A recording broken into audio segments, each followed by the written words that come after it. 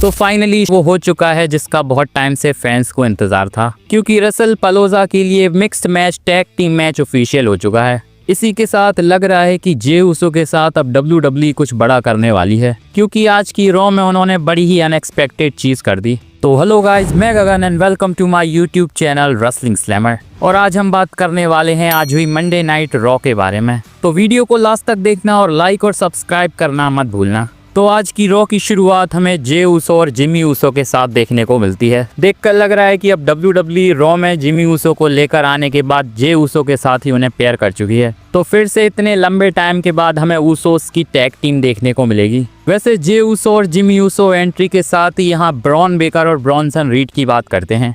और देखकर लग रहा था कि शायद जे उसो ब्रॉन बेकर और ब्रॉनसन रीड के नाम में थोड़े कंफ्यूज हो रहे थे, क्योंकि यहाँ वो बहुत अलग अलग नामों का प्रयोग कर रहे थे।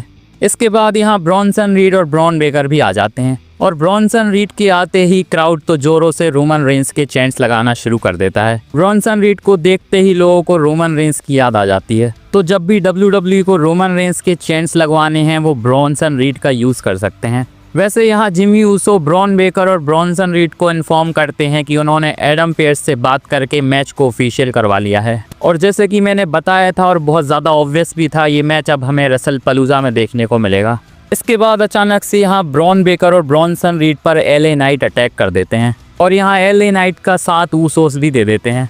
जिसके बाद ब्रॉनसन रीड और ब्रॉन बेकर को तो यहाँ से भगा दिया जाता है, लेकिन हमें LA नाइट और जे उसो के बीच में अभी भी आर्ग्यूमेंट देखने को मिल रही है, जिसे जिमी उसो रोकने की कोशिश कर रहे थे। वैसे इसके बाद LA नाइट और ब्रॉनसन रीड का मैच भी फिक्स कर दिया जाता है। इसके बाद मैच होने वाला था एल ग्रांडे अमेरिकानो और AJ स्टाइल्स के बीच में, लेकिन इससे पहले कमर्शियल ब्रेक पर AJ स्टाइल्स एक प्रोमो कट करते हैं, जहां उन्होंने एक बड़ी शॉकिंग सी चीज़ बोल दी। यहां उनका कहना था कि फिलहाल के लिए अब वो अकेले पड़ चुके हैं, क्योंकि अब ना उनके पास कार्ल एंडरसन और ल्यूक गैलोस हैं और ना ही मिचन हैं। और उन्हें लगता है कि कोई बंदा है WWE में जो चाहता है कि वो WWE से चले जाएं।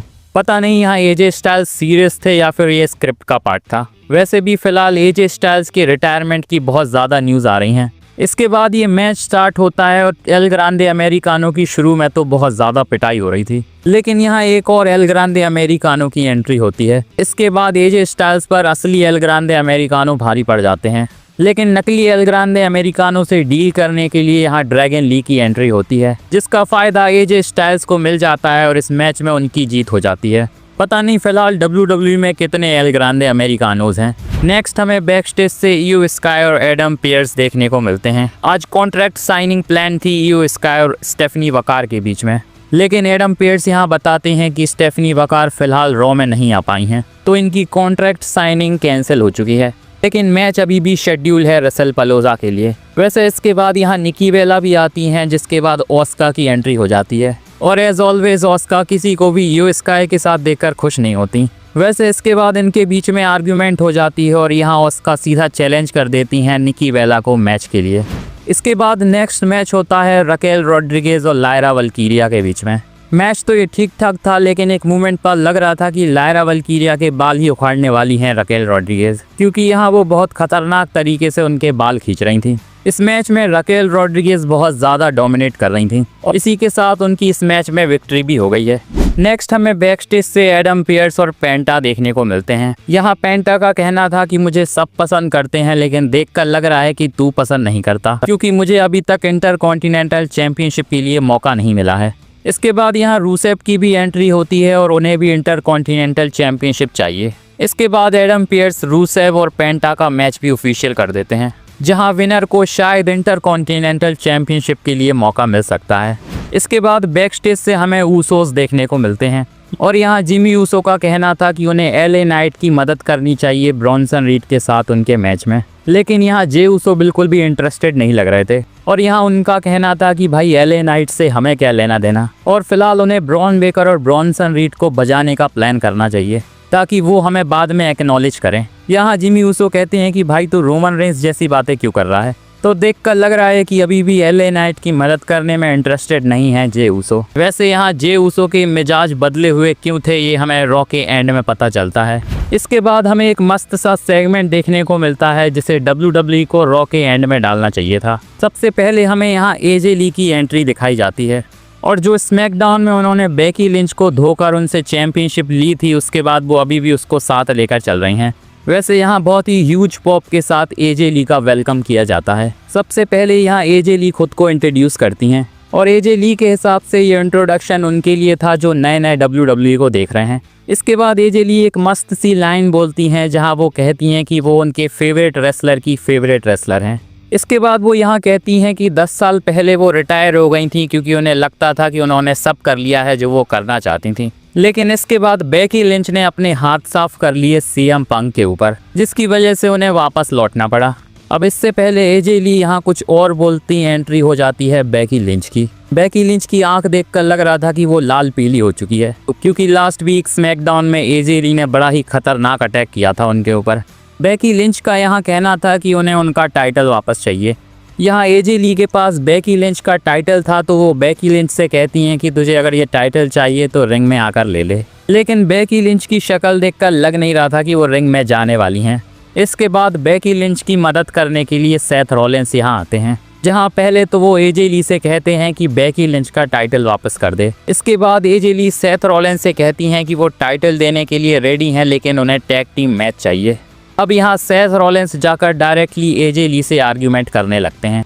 तभी अचानक से यहाँ सीएम पंक की भी एंट्री हो जाती है और बस सेथ रॉलिंस को जीटीएस पढ़ने ही वाला था, लेकिन वो वहाँ से निकल लेते हैं। सेथ रॉलिंस यहाँ बहुत ज़्यादा फ्रस्ट्रेटेड होकर मैच को एक्सेप्ट कर लेते हैं और घुमा फिरा कर अब ये मैच रसल पलूजा के लिए ऑफिशियल हो चुका है।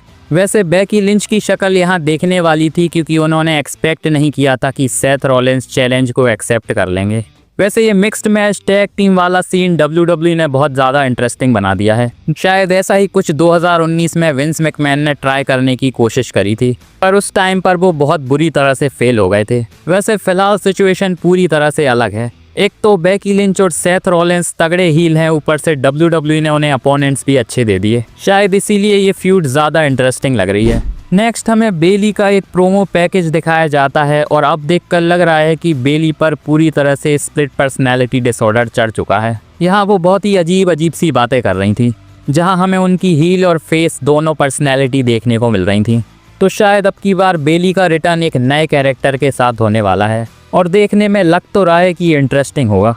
नेक्स्ट मैच हमें पेंटा और रूसेफ के बीच में देखने को मिलता है। ये मैच तो हमें अच्छा देखने को मिलता है, लेकिन यहाँ न्यू डे की एंट्री हो जाती है। कोफी किंगस्टन यहाँ पेंटा को डिस्ट्रैक्ट कर देते हैं, जिसके बाद रूसेफ की किक उन्हें पड़ती है और इस मैच में जीत रूसेफ की हो जाती है। शायद इस मैच में रूसेफ और पेंटा दोनों ही हारने की हालात में नहीं थे, इसीलिए WWE ने इंटरफेरेंस के साथ इस मैच का रिजल्ट निकाला। इसके बाद बैकस्टेज से हमें जिमी ऊसो और एले नाइट की कॉन्वर्सेशन दिखाई जाती है, जहां जिमी ऊसो चाहते हैं कि वो विजन का सामना साथ में मिलकर करें, लेकिन यहां जे ऊसो की तरह एले नाइट भी बिल्कुल भी इंटरेस्टेड नहीं है। नेक्स्ट मैच होता है निकी बेला और ऑस्का के बीच में। इस मैच के बाद निकी बेला ने एक बार तो ज़रूर सोचा होगा कि वो वापस क्यों लौट कर आई हैं, क्योंकि एक तो वो यहाँ कुछ ज़्यादा कर नहीं पाती और ऊपर से ऑस्का बहुत बुरी तरह से उन्हें टैप आउट करवा के हरा देती हैं। तो फिलहाल निकी बेला को WWE शायद हरवाने के लिए ही लेकर आई है। नेक्स्ट हमें रॉ का मेन इवेंट देखने को मिलता है, LA Knight versus Bronson read. Match ये हमें काफ़ी अच्छा देखने को मिलता है, लेकिन इस मैच के एंड में भसड़ हो जाती है, क्योंकि ब्रॉन बेकर इस मैच में इंटरफेयर करने की कोशिश करते हैं, जिसकी वजह से एले नाइट डिस्ट्रैक्ट हो गए और ब्रॉन्सन रीड की इस मैच में जीत हो जाती है। जिसके बाद फिर से ब्रॉन बेकर और ब्रॉन्सन रीड एले नाइट को बहुत बुरी तरह से बजाना शुरू कर देते हैं। यहाँ जिमी ऊसो भी एले नाइट की मदद करने के लिए आते हैं, लेकिन उन्हें भी एक तगड़ा स्पेयर पड़ जाता है ब्रॉन बेकर की तरफ से। इसके बाद जे ऊसो भी आते हैं, लेकिन वो भी कुछ खास कर नहीं पाते और उन्हें भी स्पेयर पड़ जाता है। यहाँ इसके बाद एले नाइट को मैदान में उतरना पड़ता है। एले नाइट यहाँ चेयर के साथ आते हैं और वो ब्रॉन्सन रीड और ब्रॉन बेकर को चेयर से बजाकर यहाँ से भगा देते हैं। लग रहा था कि शायद अब सब कुछ ठीक हो चुका है और रॉ का एंड होने वाला है, लेकिन तभी एले नाइट को जे ऊसो की तरफ से अचानक से स्पेयर पड़ जाता है, जिसे देखकर जिमी ऊसो बड़े ही शॉक में थे। वैसे ये मूव जे ऊसो से एक्सपेक्टेड नहीं था, क्योंकि फिलहाल वो फेस हैं। तो कहीं यहाँ जे ऊसो हील टर्न तो नहीं कर चुके हैं? कमेंट में बताओ आपको क्या लगता है। बाकी मेरी ये वीडियो अच्छी लगी हो तो प्लीज़ इसे लाइक कर देना और चैनल को भी सब्सक्राइब कर देना यार, और बेल आइकन को भी दबा देना ताकि मेरी वीडियो की अपडेट आप तक पहुँचती रहे। मिलते हैं नेक्स्ट वीडियो में, धन्यवाद।